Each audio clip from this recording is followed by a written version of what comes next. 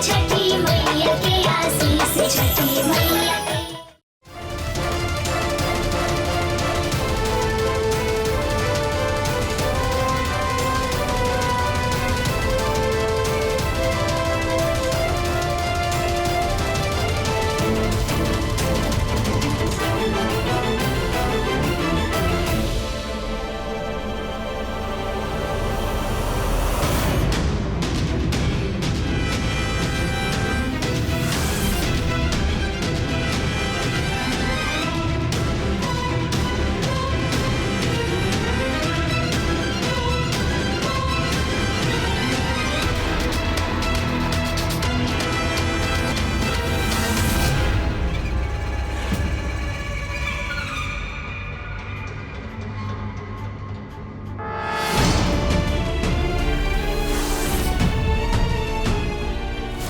अरे बाप रे, ये तो लगातार रात वाला चोर बा।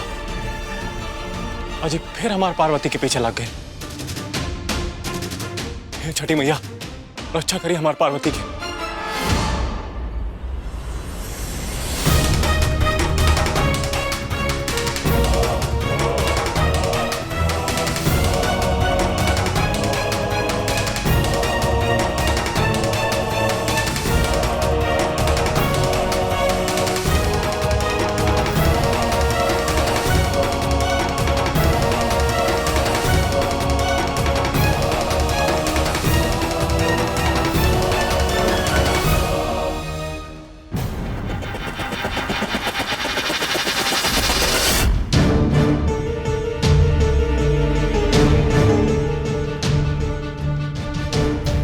अरे कहाँ गायब हो गई? लोकत नहीं के।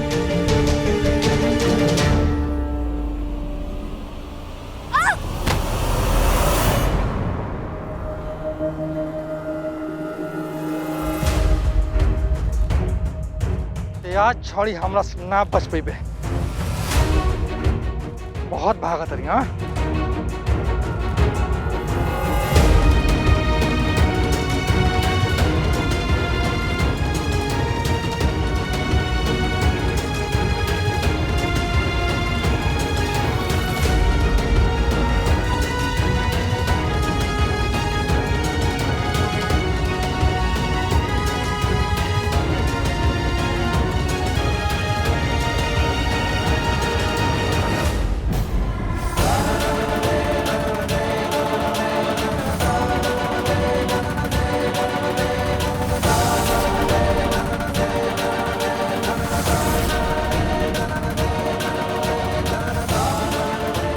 तू क्या बाड़े? और कहाँ हमारे बेटी के पीछे पड़ल बा? देख पंडित, हट जा हमरा रास्ता से। ना हटा। ते ना मानबे।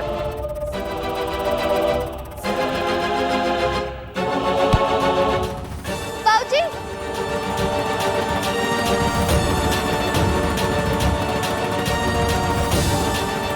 बाबूजी संभाली, बाबूजी।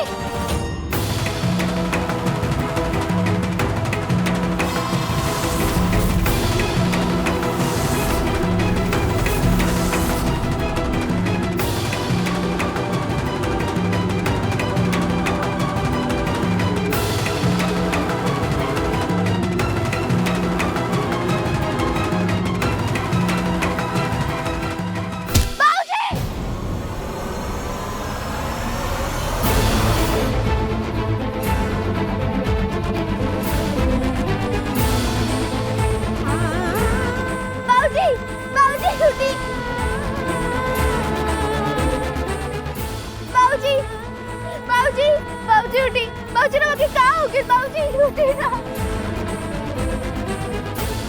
क्यों माँ? मदद करी। हमरा बाबूजी की मदद से बहुत खून बह रहल बा। क्यों हॉस्पिटल लेके चली? बाबूजी उठी ना, बाबूजी उठ जाइए। छठी मियाँ देखी ना बाबूजी क्या हो गए? उनकर माथा से बहुत खून बह रहल बा। भैया मदद करी, छठी भैया कृपा करी, हमरे बाबूजी के बचा ली छठी माई। बाबूजी उठी, बाबूजी।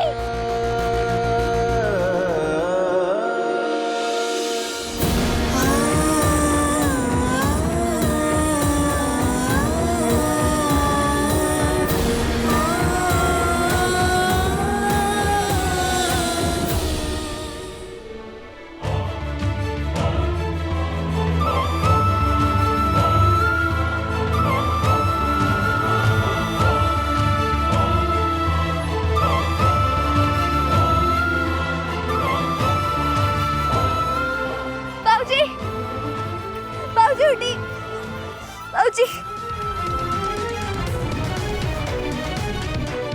उठी, बाबूजी। बाबूजी, बाबूजी, बाबूजी उठी, बाबूजी उठी ना बाबूजी। ए छठी भैया,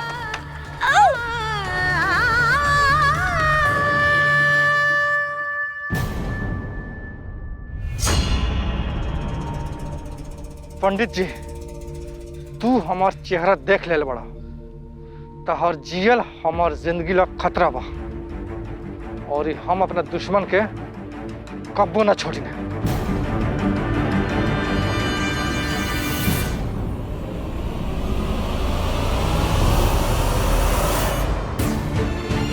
तो जल्दी हमारे बाबूजी के अस्पताल लेके चली, जल्दी चली प्लीज।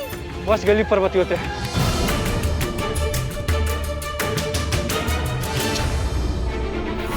बाबूजी, बाबूजी उठी, अब हॉस्पिटल आ गए बानी, इजे डॉक्टर नर्स सब बानी जा। बाबूजी, बाबूजी उठी, अब कुछ गलत नहीं, छठी में कुछ गलत होके ही ना दिए। बाबूजी, बाबूजी उठी देखिए हॉस्पिटल आ गए बा। बाबूजी,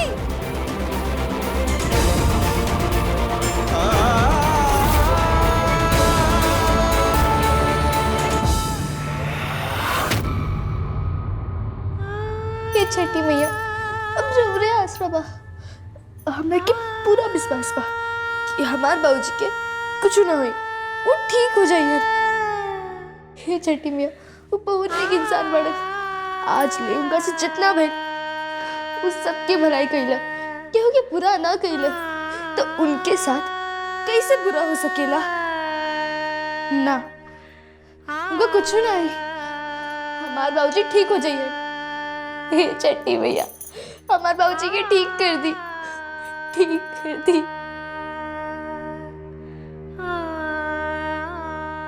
हे भगवान, का हो गई हमरे बेटा के करना जल लग गई। पार्वती, का हो गई तोरे बाबूजी के, कैसे हो गए सब? बेटी है बेटी, हम कालीकांत के माई है, हमके एक बार थोड़ा सा मिलवा देना ओकरा से, हम बेटा के देख के चाहता नहीं। माँ जी, वो ऑपरेशन थिएटर में बाड़े, ऑपरेशन चल रहा बा, वहाँ जायल मनाही बा, ऐसे आप एजर रुकी। पार्वती, ये सब कैसे हो गए पार्वती? दादी, सुबह बैठी ना, वो ठीक हो जाइए। बैठी। पार्वती, बता बता कैसे हो गए तोरा बाबूजी के ये सब? दादी, हमारे पीछे एगो आदमी पड़ गई, हम उनका से बचे खातिर भागत रहनी, तभी बाबूजी आ गए, और हमरा के बचावे खातिर वो उनका से भिड़ गए। वो आदमी के बाबूजी पकड़ ले, तभी वो आदमी बाबूजी के धक्का देके गिरा दे। बाबूजी के माथा पत्ते से टकरा गई और बेहोश हो गए। उनके माथे से बहुत खून बहत रहे। दादी, हम लोग छोन बात के डर रहे, वही हो गए।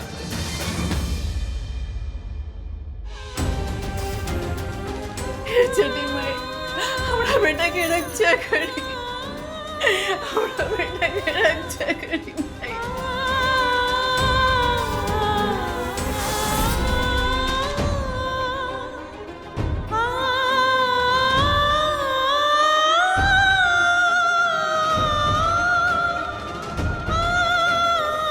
नर्स, कॉटन लाओ।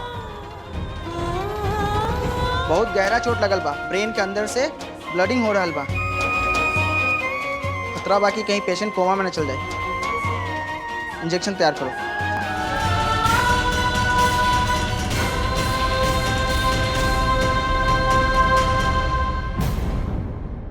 ई हरिया के फोनो स्विच ऑफ आवता, पता नहीं कहाँ मर गई है। तो फोनो नहीं खिलागत, आ करी अब का हुई?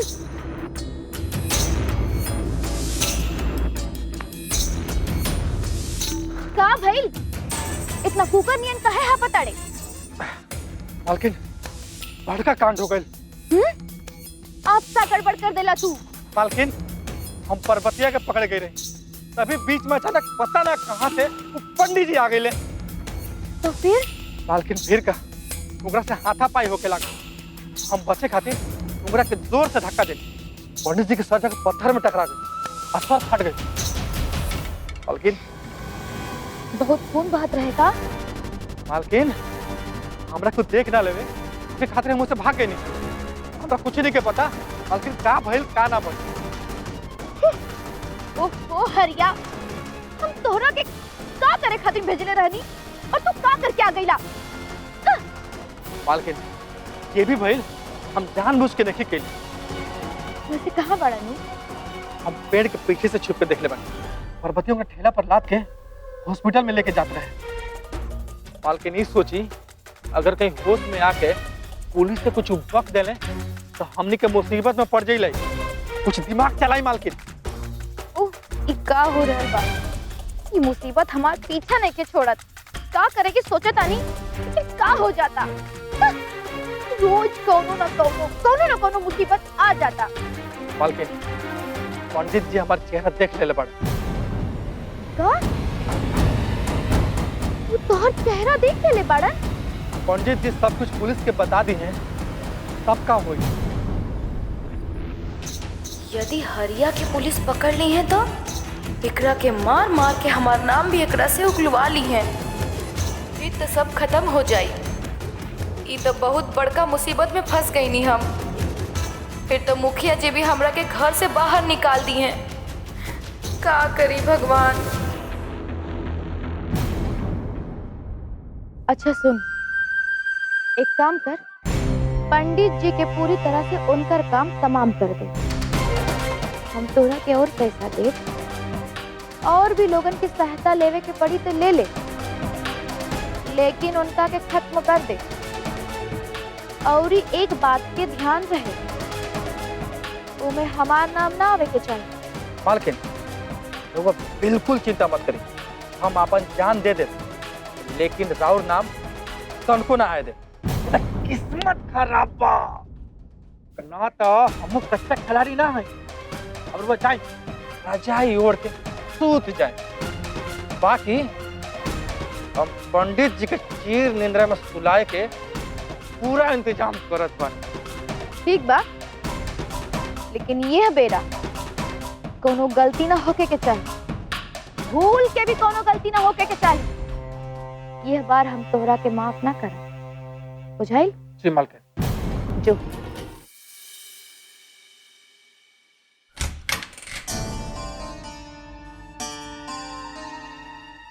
डॉक्टर साहब, हम कालीकांत के माई हैं। हमार बेटा कैसन बा? बताइए ना डॉक्टर साहब। बेटा कुछ भी कहल अभी ठीक नहीं खे। चोट गहरा बा तोरा बाबूजी के, लगता कि ब्रेन भी डैमेज हो गया बा, और अभी वो ऑब्जर्वेशन में बाड़ा, कुछ भी हो सकेला। मतलब? डॉक्टर साहब, हमरा बेटा के कोनो जान के खतरा तो नहीं खेनो? अम्मा जी हम डॉक्टर हैं, भगवान ना। और चिंता मत करिए, भगवान पे भरोसा रखिए, और तनी ये करिए दवाई मंगवा ले जल्दी।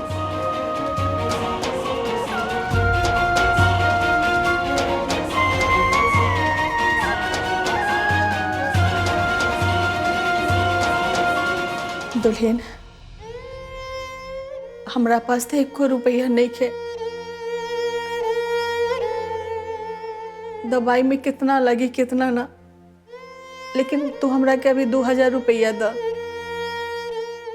माई रे माई, 2000? अम्मा जी हमरा पास तो अभी जहर खाए के भी पैसा नहीं खे। छुटकी, तोरा बोले में शर्म नहीं खे लागता?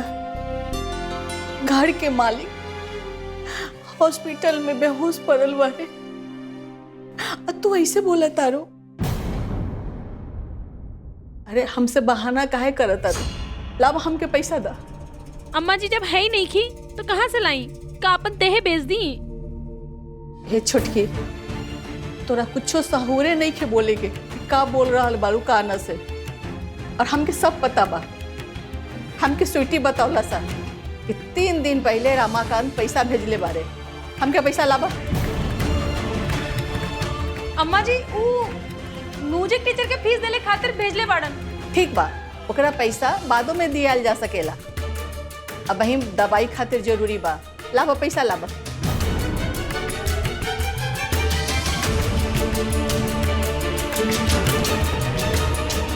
ली सब रख ली। ऐसे मुंह बिगाड़ के काहे बोला तारू? हमरा तो ऐसा लागता ना कि अपना माई के यहाँ से पैसा लेके आवा तारू। अरे ई हमरे बेटा के पैसा बा, अब बेटा के कमाई में हमरो अधिकार बा। हम ओकरा के पोस पाल के कमाए लायक बनैले बानी, तू ना। दादी अब बस भी करी। दी दी पैसा दी, हम दवाई लेके आता नहीं। ना, तू कहीं ना जाइबो। दुल्हन, तू पार्वती के ख्याल रखिए, हम दवाई लेके आवत नहीं। दादी इतना डराई से काम ना चली। चुप रहा। इतना भेला के बाद भी अब अभी तक समझ में नहीं खे आइल। अरे जौन बात से हम डरत रही उहे बात हो गई। तू हमरे बात के समझल करा, जिद मत करा। जबले हम ना आइब ना तबले तू यहाँ से कहीं न जइहा, ठीक बा?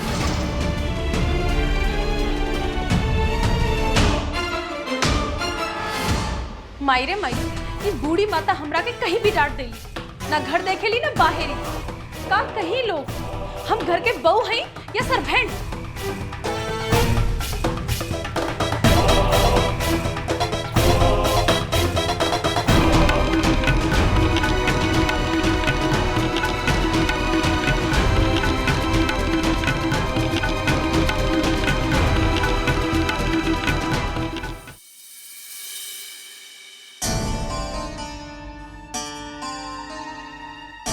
पार्वती बेटा। प्रणाम मुखिया चाचा। खुश रहा बेटा। प्रणाम चाची। पंडित जी के काल चलवा हमरा अभी पता चलल तुम भागल ही नहीं। हाय रे माई, भाई साहब का बताई जाने आगे का हुई।